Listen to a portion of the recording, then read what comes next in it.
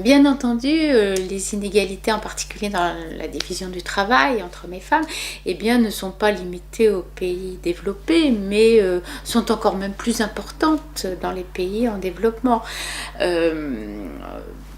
On peut même dire que le champion de l'égalité, ce sont les champions de l'égalité, ce sont les pays nordiques, par exemple, en moyenne, hein, bien entendu. Et plus on va vers le sud, et plus les inégalités se creusent. Alors, dans les pays en développement, bien entendu, les inégalités sont très importantes, avec des conséquences aussi qui sont exactement du même ordre que celles que j'évoquais tout à l'heure en matière de pouvoir de décision. C'est-à-dire qu'on a montré que plus le revenu des femmes est important et plus leur pouvoir de décision est important. Et leur revenu, ça peut être leur salaire, bien entendu, mais ça peut être leur patrimoine au mariage, ça peut être la dot. Enfin, il y a un certain nombre d'études de ce type qui montrent ce genre de résultats.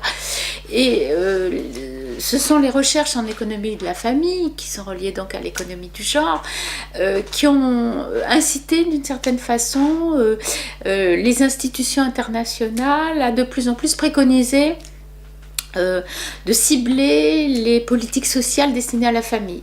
Et cibler les politiques sociales destinées à la famille, ça veut dire cibler les femmes, c'est-à-dire, maintenant dans un certain nombre de pays, en particulier en Amérique latine, eh bien, mais pas seulement, eh bien, pour inciter, pour améliorer, disons, la santé des enfants ou l'éducation des enfants, eh bien, de plus en plus, les politiques sociales versent des prestations aux mères plutôt qu'à la famille sans indifférencier, ce qui veut dire finalement au père, comme c'était le cas auparavant.